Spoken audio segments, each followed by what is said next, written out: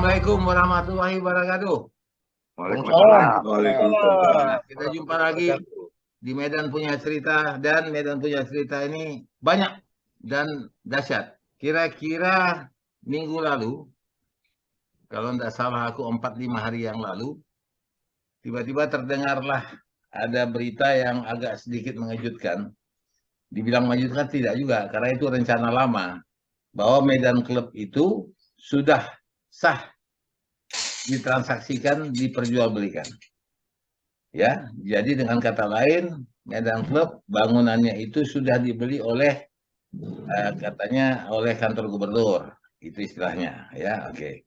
Yang aneh bagi aku sebagai orang pers, 4 hari berita itu tidak ada di media massa di Medan. Tidak ada satu media massa pun memberitakan itu. Padahal itu adalah berita besar. Kalau aku masih pemret di satu koran, itu kujadikan headline. Kenapa? Karena Medan Club itu sangat esensial, dan Medan Club itu juga adalah, boleh dibilang ikon Medan, boleh dibilang juga heritage Medan. Aku coba tes, masukkan ke Facebook aku, hanya gambar Medan Club dengan tulisan Soul, itu sambutannya juga banyak. Yang menanyakan mengapa begitu, kenapa bisa begitu. Di antara pertanyaan itu adalah, loh, Pemprov membeli dari siapa? Tak bisa dijawab. Siapa yang menjual? Nggak tahu kita.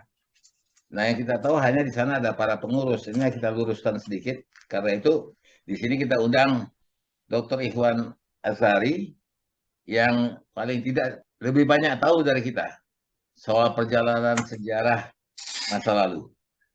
Assalamualaikum, Pak Ikhwan. Waalaikumsalam. Nah, apa Salam cerita? sehat ya. Sehat semua teman-teman. Ya.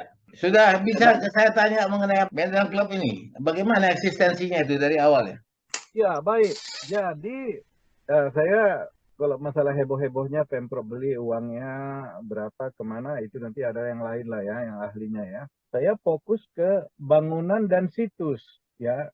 Situs. Jadi bukan hanya bangunan. Kalau dia situs, dia bangunan dan tanah. Dan fungsi-fungsi tanah itu di dalam konteks bangunan. Ya. Jadi tidak bisa, oh ini kan bangunannya nggak kita ganggu, cuman tanahnya aja ambil ini. Itu bukan situs. Kalau dia sebagai satu situs, maka dia dengan komponen-komponen tanahnya dan di dalam konsep arsitektur, sebuah bangunan itu menjadi monumental dan terlindungi secara cagar budaya jika orang dapat melihatnya keseluruhan. Katakanlah seperti Aston itu udah nggak bisa, udah melanggar itu. Misal ya, karena kan kita nggak bisa lagi melihat dari belakang.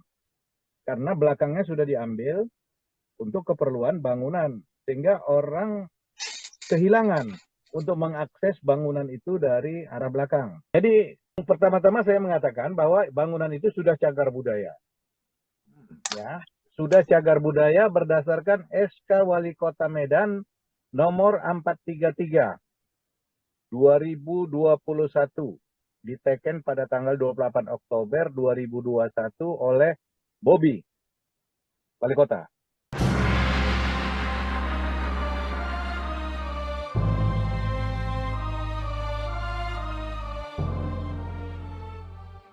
Bangunan Medan Club cagar budaya. Titik. Itu dulu. Ada di dalam urutan nomor 76.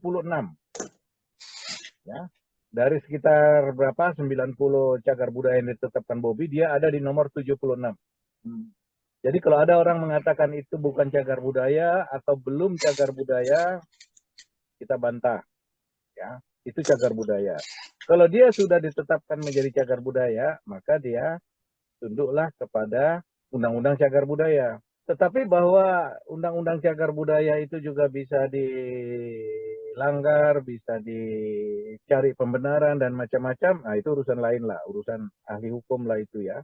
Tetapi dalam Undang-Undang Cagar Budaya jelas tidak boleh merusak, mengganti apapun dari bangunan itu, bahkan sebetulnya bangunan dan lingkungan sekitarnya itu ada dalam Undang-Undang Cagar Budaya. Barangkali saya kira Pak Bang Isari perlulah membahas aspek hukum Undang-Undang Cagar Budaya di kesempatan yang lain.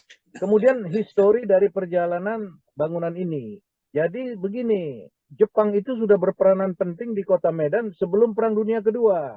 Ini banyak dilupakan. 2 bulan yang lalu kami di Unimed kedatangan seorang peneliti Jepang. Masohita itu namanya. Dia doktor, asisten profesor, dan kebetulan dulu dia pernah menjadi mahasiswa saya di pasca sarjana di Unimed ketika dia meneliti tentang keturunan Jepang di Medan. Itu disertasinya. Keturunan Jepang di Medan, kerjasama antara universitas dia dengan Universitas Negeri Medan. Jadi dia harus tinggal stay di Universitas Negeri Medan dan belajar bahasa Indonesia dan juga kebudayaan Indonesia serta sejarah Kota Medan. Dan di sana saya berperan mengarahkan dia, membimbing dia. Jadi sekarang setelah dia jadi doktor dan asisten profesor, si Ito itu berkomunikasi selalu dengan saya. 2 bulan yang lalu dia ke Universitas Negeri Medan dan saya minta ceramah penelitian dia terbaru, yakni tentang orang Jepang di Kota Medan Perang Dunia Kedua. Kalau disertasi dia itu keturunan Jepang yang tinggal di Medan dalam jangka waktu setelah Perang Dunia Kedua. Jadi setelah Perang Dunia Kedua kan orang Jepang itu ada yang pulang, ada yang tidak, dan selama di sini pun mereka ada yang kawin dengan orang-orang Indonesia, punya keturunan, dan keturunan itulah yang dia teliti. Nah, 2 bulan yang lalu dia datang kemari, dia mau meneliti dan menunjukkan dokumen-dokumen yang luar biasa tentang orang Jepang di Medan pada zaman Belanda. Jadi bersamaan, jadi Belanda ada, orang Jepang juga ada. Ini berkaitan dengan di mana ada gula, semut datang. Gula kemakmuran di Delhi. Gula kemakmuran di Delhi menyebabkan orang-orang banyak datang ke Delhi. Termasuk pengusaha Jepang, termasuk pelacur Jepang. Karena waktu itu Jepang miskin. Ada bukti-bukti Jepang di abad 19 itu ketika terjadi kemakmuran di sini, itu Jepang miskin, banyak kampung-kampung di Jepang, perempuan-perempuannya pergi keluar untuk mencari kerja. Menurut itu katanya sebagian besar mereka tertipu mungkin ke Netherlands Indi, ke Medan, ke Delhi, ada pekerjaan bagus. Kemudian ternyata mereka di sini menjadi pelacur dan jumlahnya sangat banyak. Ketika konsulat Jepang dibuka pada zaman Belanda di sini, konsulat Jepang itu malu dan ini para pelacur-pelacur ini dikembalikan ke Jepang. Tetapi selain pelacur yang jumlahnya banyak pada waktu itu, juga pengusaha. Jadi si itu tunjukkan sama saya foto-foto di Jalan Kesawan itu, dekat kampungnya Pak Calis itu, ya. Di Kesawan itu, sepanjang Kesawan itu, ada beberapa ruko pakai tulisan Jepang. Itu menandakan toko orang Jepang. Kemudian ada fotografer. Jadi yang menariknya ada perusahaan foto Jepang, saya lupa namanya, tapi nanti saya bisa bagi ke Bang Isari ya, untuk bisa ditampilkan. Foto perusahaan Jepang di Medan. Fotografer. Dia memoto sudut-sudut tertentu kota Medan, Kesawan dan yang lain-lain. Dan di bawah foto itu kelihatan nama perusahaannya. Kemudian ada hotel, pengusaha hotel. Kemudian juga ada pengusaha minuman. Jadi ada elit Jepang yang jumlahnya cukup berarti di kota Medan pada saat kemakmuran tumbuh besar di kota Medan. Nah, pada saat itu mereka kan orang yang beragama, agama Budanya Jepang, ya. Nah, di situ mereka memerlukan tempat ibadah. Dibangunlah tempat ibadah di lokasi dan bangunannya yang kita bicarakan hari ini. Jadi bangunan Medan Club itu dan lokasinya itu adalah kuil Jepang.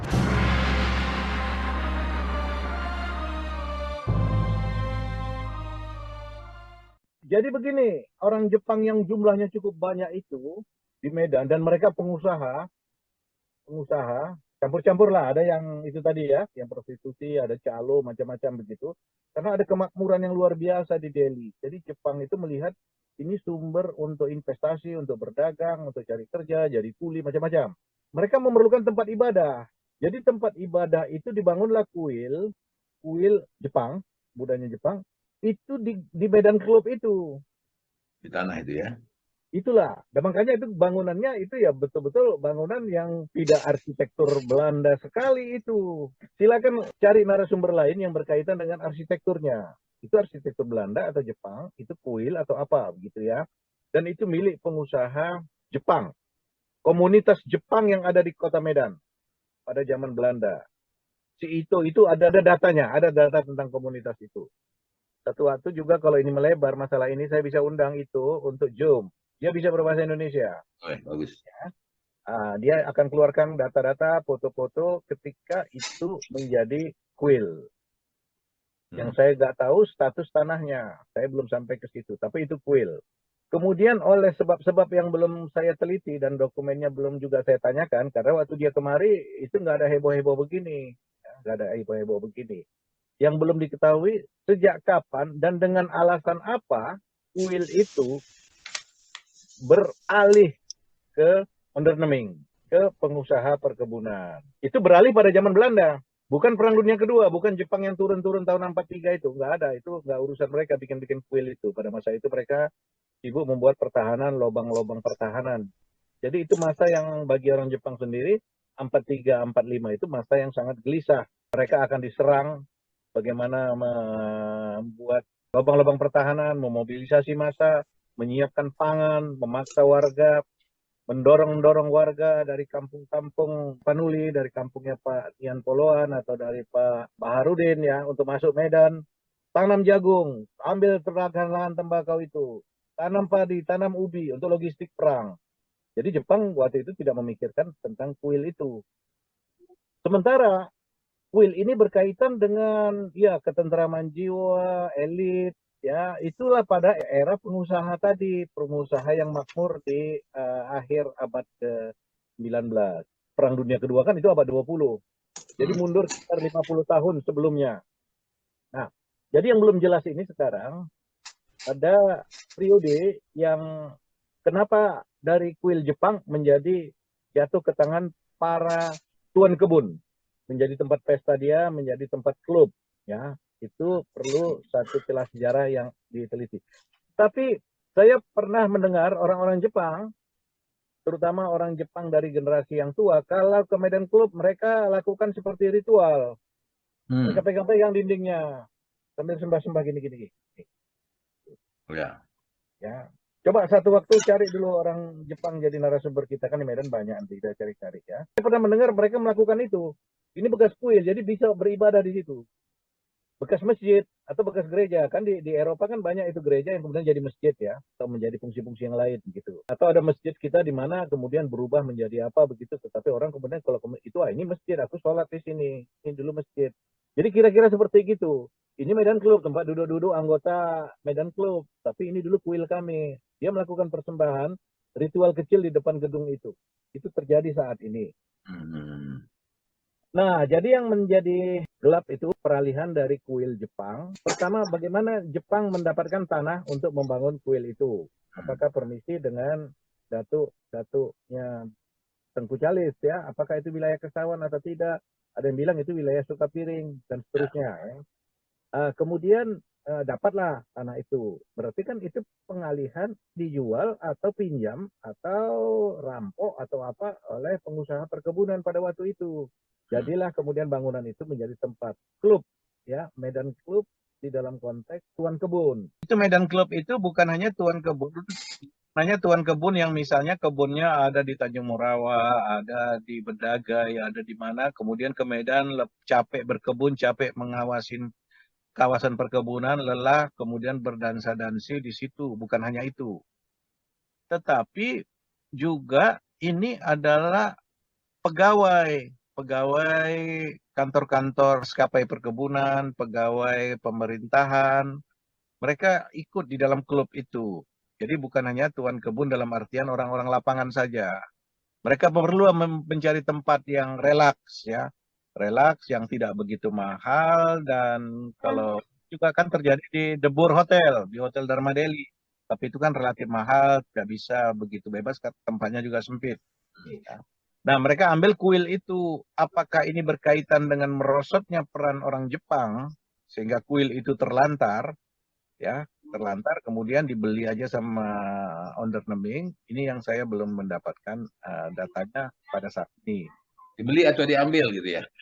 Atau diambil ya gitu. Tetapi kalau diambil itu tidak bisa begitu aja, karena nggak suasana perang. Yang punya itu kelompok pengusaha, yang mengambil juga pengusaha. Kan juga ada etika ya.